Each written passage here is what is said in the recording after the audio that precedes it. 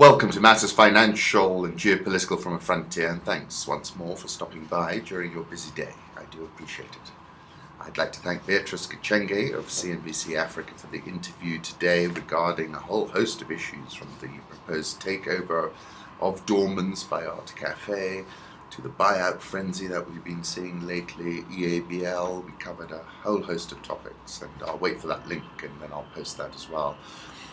I'd also like to thank Dr. Titus Naikuni of Kenya Airways, the CEO of Kenya Airways, for an absolutely spectacular mind speak. And it really is affirmed by the conversation that his presentation triggered on social media. Incredibly, we trended for over 13 hours. And I took a few snippets of the tweets.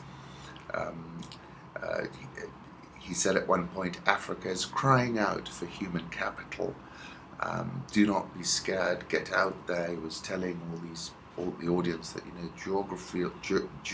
geographical boundaries are just creations of our brain.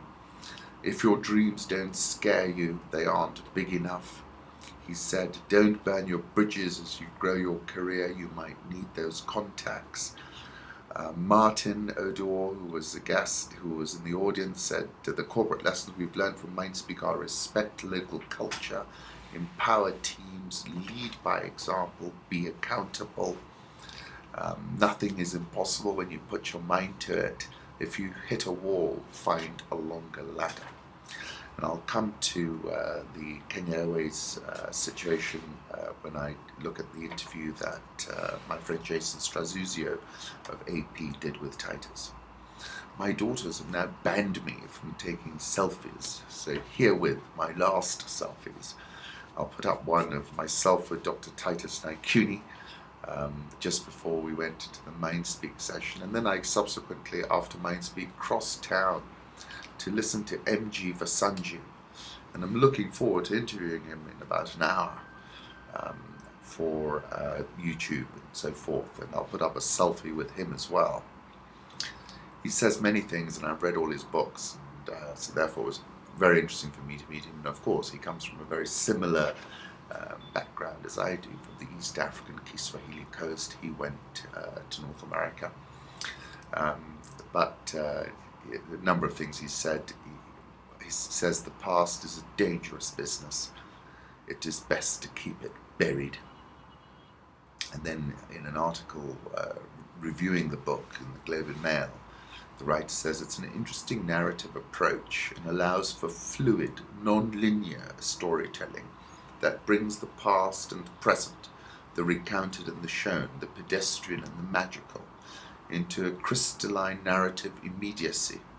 It's a bravura performance, but subtle and understated. Vassanji isn't a bombastic writer. His prose is rich, but never distracting, multifaceted, but never simply beautiful for its own sake. Rather, everything exists in service of the story he is telling, the characters he is revealing, one incremental sentence at a time. I'm really looking forward to the interview, and I'll post that interview and then we can discuss everything. Political reflections. All relatives of Yang have been put to death, including even children. Kim referred to Yang as worse than a dog and human scum in his announcement of his execution, which he said was for treachery and betrayal. Pictures showed Yang being led from his office by state security. Extensive executions have been carried out for relatives of Yang Song Taek, an anonymous source said to Yonhap in a report published on Sunday. All relatives of Yang have been put to death, including even children, including his sister, her husband, who was also the ambassador to Cuba, the ambassador to Malaysia, who is Yang's nephew, as well as his two sons, the sources said. 2 ambassadors were recalled to Pyongyang. In early December, the sons, daughters, and grandchildren of Yang's 2 brothers were all executed, the sources told Yonhap. I'll put up a photograph of the arrest of Yang Song Taek, and another source told Yonhap that some relatives were dragged out of their houses and shot in front of a crowd, and the lesson is not to get too close to power in a place like North Korea, because the downside is is this. I wrote some time ago, in November 2010, about North Korea, and I started by saying, far away in distant lands lies the Hermit Kingdom. This land is ruled by the House of Kim, and its capital is Pyongyang. The first and eternal president was Kim Il-sung, and his successor Kim Jong-il, whose designated successor is Kim Jong-un. They all have had tiny little hands like the elves and the shoemaker. M.G. Vassanji said something on Saturday afternoon. He said, history gives you a sense of the complexity of who you are, and I rather like that. 12 dead in fresh violence in China's Xinjiang. Chinese police shot dead 6 people during a terrorist attack in the restive western region of Xinjiang, and 6 more died when explosives they were carrying detonated, state media said. As officials accused a prominent academic of aiding militants, police came under fire on Friday by a group throwing explosive devices in Xinhai County. The official news agency Xinhua said on Saturday, citing regional authorities, the latest violence to jolt an area with a large Muslim population. The Global Times, owned by the Chinese Communist Party, said 2 explosions had occurred in a beauty salon and a grocery market in Xinhai on Friday evening. Dilzat Raksit, spokesman for the main Uyghur exile group, the World Uyghur Congress, suggested that the beauty salon was a front for a brothel that had offended Uyghurs as it directly affected the Uyghurs' traditional lifestyles. China has refused to disclose the real reason for the protests by the Uyghurs, Raksit said. The forced repression and provocation is the real reason for the confrontation. The Uyghurs simply cannot endure the current repressive policies pursued by China. And I wrote about this in an article on the 2nd of December 2013. When I was talking about the pivot to Asia, I said one element of the pivot was surely lighting the tinderbox that is the periphery. And I said Xinjiang might well morph into China's Afghanistan. I'll put up a photograph I found of Xinjiang, and it was rather beautiful, I thought. You can tell me if you think it is as well. I came across this sentence in an article on Counterpunch. Every resource war in Africa has hidden hands pulling the strings behind it. I like this quote in an article in the New Yorker about Davos. It is said that the faster you walk, the more important you are. Never feel that you're out of the loop, because the loop is you, said Platon, the photographer. And then finally, on political reflections, one last quote. The war on terror. We spent $1 trillion over 10 years to put a 50-cent round in one guy's head. Everybody thinks that's a huge success. I don't know. International markets, Christine Lagarde said policymakers around the world have to be alert to the potential repercussions from the Fed's tapering. This is a new risk on the horizon and really needs to be watched, she said in a discussion at Davos. I'll put up the link for her MindSpeak presentation and a photograph of her on the live feed.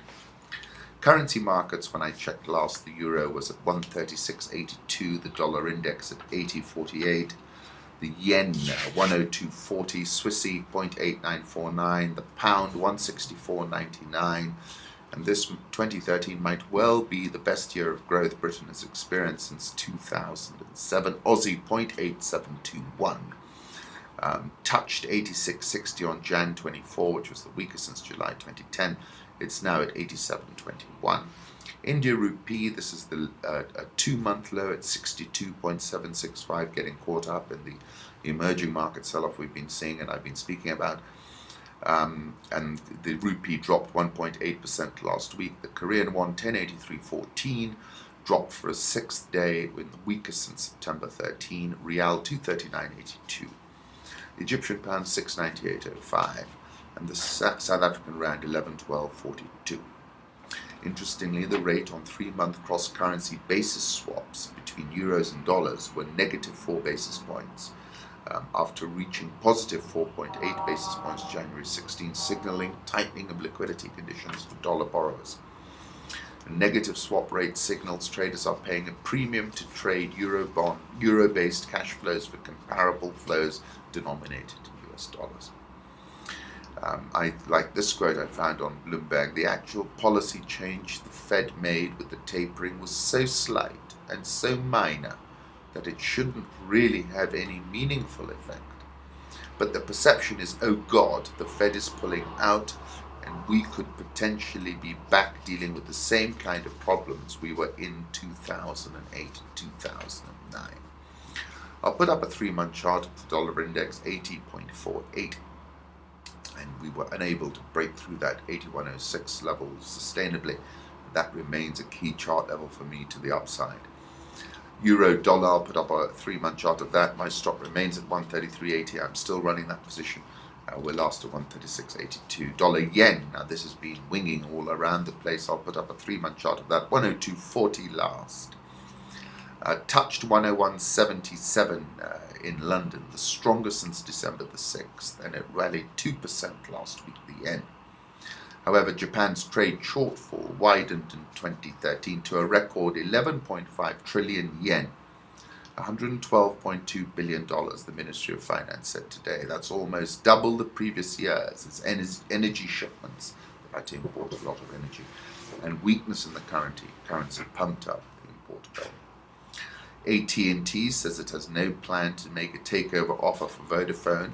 At the request of the UK takeover panel, AT&T confirms that it does not intend to make an offer for Vodafone. This is AT&T said in a PR Newswire statement today. I'll put up a photograph of Vittorio Colau, the CEO of Vodafone, that I took somebody else took 864 days ago when I did an interview with him when he was visiting Nairobi. That interview is linked on the website if you care to have a look at it. Said a lot of interesting things then. Gold, 1271.40. The 100-day moving average is at 1275.60. I'm going to try small trading sell just above that level. Up for a third day, 5th week of advances. Last week, obviously, we've had very uncertain global backdrop, and that's seen a flight to safety, and gold has done extremely well out of that. I think it's overbought. Crude oil, $96.70, climbed 2.4% last week. Heating oil surged to the highest price in 5 months. And frigid weather in the US Commodity Weather Group LLC forecast January will be the coldest month so far this century in the lower 48 states. Essentially, that's dragged up heating oil and dragged up crude oil with it. I think it's overcooked, but we could pop over $100 here. So let's stay on the sidelines and wait and see where we can sell it. It's been a terrible week for the Turkish lira last week, which hit multiple record lows against the dollar. They burned $3 billion of their $40 billion of reserves in just one day on Thursday. Qatar World Cup, 185 Nepalese have died in 2013. That's just horrible. And in this article in The Guardian, they're talking about possibly about 4,000 people dying before the thing is ready. The Vietnamese stock index is the best performing frontier index in the world, I believe, is up 10.44%, just as a marker for you. Rwanda's President Paul Kagame wishes he had ordered the death of the exiled spy chief. Rwanda did not kill this person, and it's a big no, Mr. Kagame said in an interview with the Wall Street Journal, but I add that I actually wish Rwanda did it. I really wish it, he said, refusing to rule out that he would in principle order an assassination. Well, that's a different issue. I've said what I said.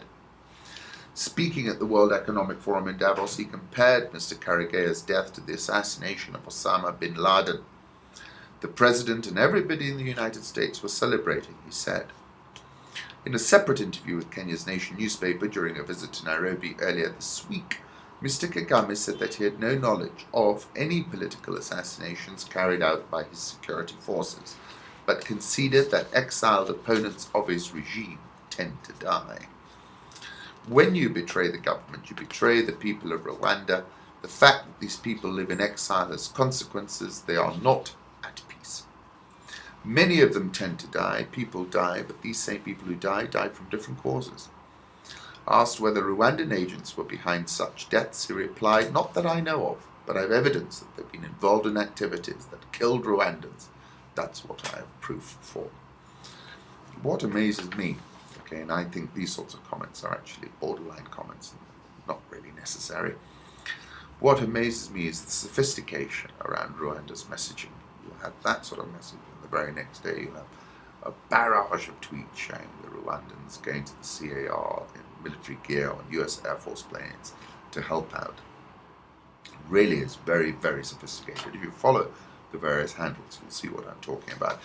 Germany sees a bigger military role in Africa. This is according to Al Jazeera. Ursula von der Leyen said on Sunday, Germany cannot look the other way when murder and rape are a daily occurrence, if only for humanitarian reasons. She's the first female defense minister, foresaw boosting the training mission in Mali from its current mandate of 180 personnel, with 99 on the ground, up to 250. In Central Africa, a bloody war is unfolding between Christians and Muslims. We cannot allow this conflict to set the entire region ablaze. My conclusions are, it seems everyone is keen on inserting a hard power capacity into Africa. The South African all share came off a little bit, obviously because of the Rand's big sell-off, I think. It's up 0.52% this year. Dollar Rand, I'll put up a 1 month chart of that. That's 11, 12, 13 now. That will, and I said, on the 20th of Jan, if it turns helter-skelter in the markets, then the Rand might even head to 12. Egyptian pound holding below that key level of 7. The Egyptian stock market up 6.41% this year at a 44-month high. And that's a pretty dramatic rally we've seen happen since Morsi left. Nigeria all share up 1.43%. Ghana Stock Exchange up 3.4%. So, as I said at the beginning of the year, I think Africa remains in a sweet spot. Of course, it has its own unique issues, but I think from the taper blowback, it's a little bit immune. Angola's Navy said Sunday the crew of an oil tanker that vanished off its coast on January 18 had turned off communications to fake an attack, and now the owners of the vessel are saying the cargo was stolen. Coming to Kenya, we recommended the creation of a new interagency body. It is like a national security agency, which will be reporting directly to the President, Gathinji said. This is the parliamentary committee which was looking into Westgate events. I'll put up a photograph of Westgate when it was on fire, taken 125 days ago.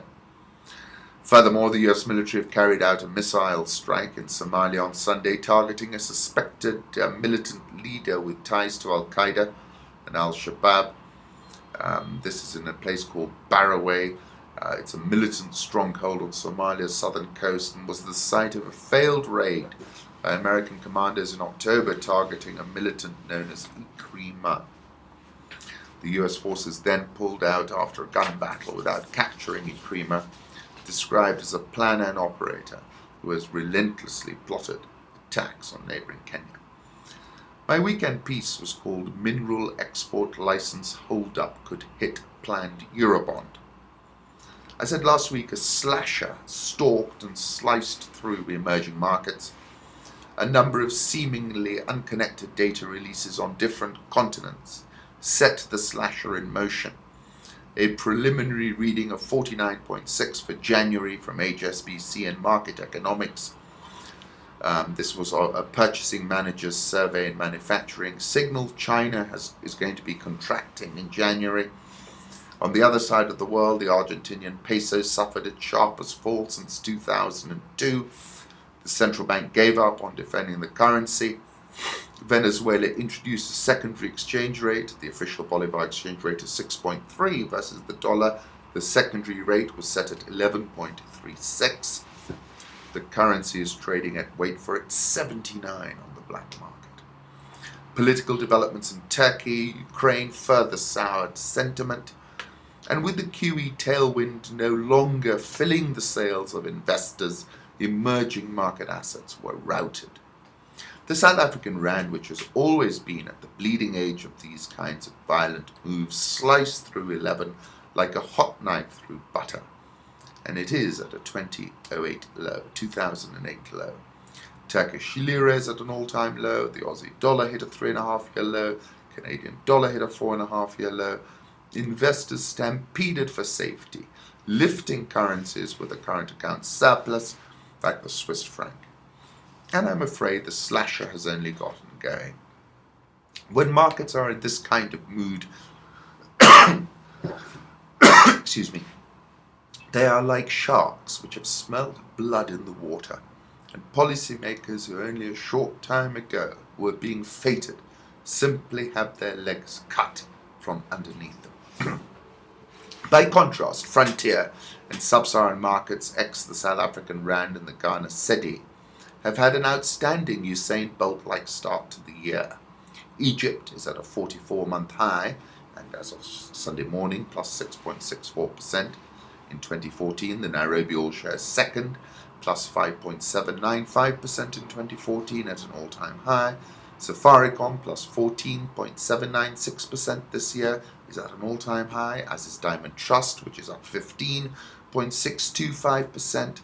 Limuru Tea up 14%, Britam up 25.082%, BOC Kenya, the best performing share this year, plus 40%, Kenya Re plus 27.41%, and all of these shares are at record highs, showing that breadth has improved as we've pushed on, and that's a positive sign. Last week, the government sold Kenya shilling bonds at a yield of 12.18% versus a previous auction of 12.371%.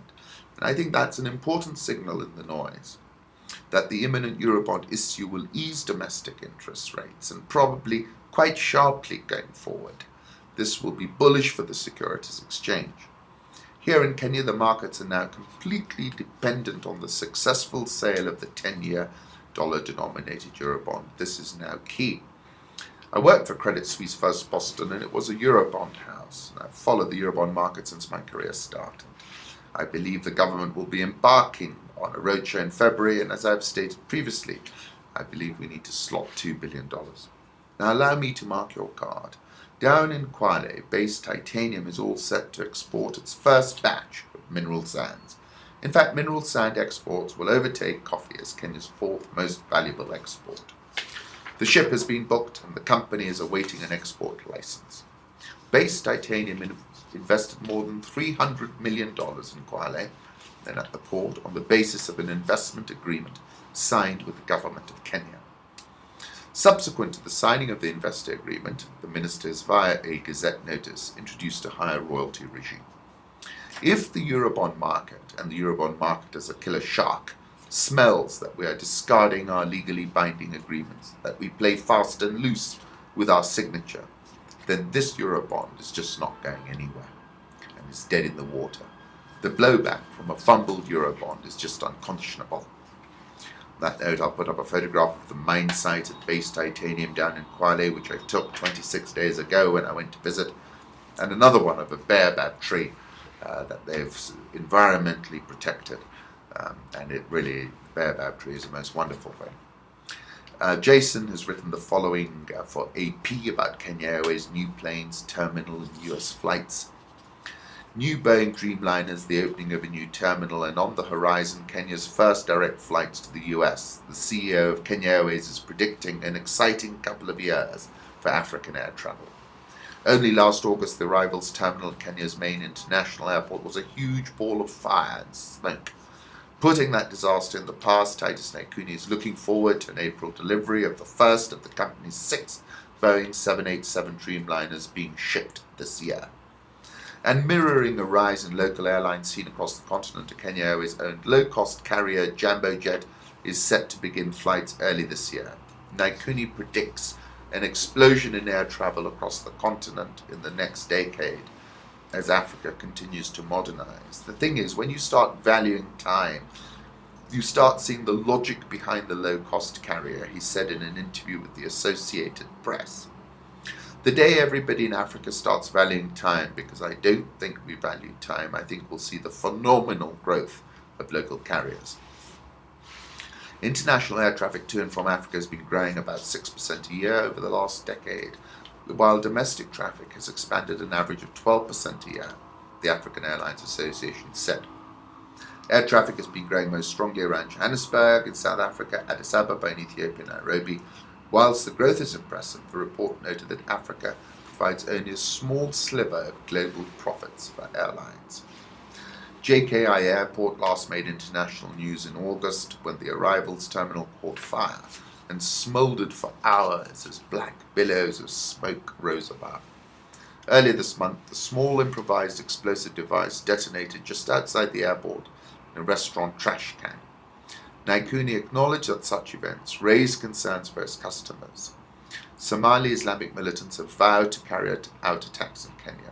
For me, yes, we are vulnerable, but I think the security forces are doing an impressive job now compared to what it was before. Naikuni told a public forum on Saturday, which was mine speak, that the fire had been turned into an opportunity. A new arrivals terminal is being built that will upgrade the airport security by separating arriving and departing passengers and allow direct flights to the United States, perhaps beginning in 2016. Naikuni said the airline's new plane acquisitions will increase the airline's capacity by almost 50%, a big increase.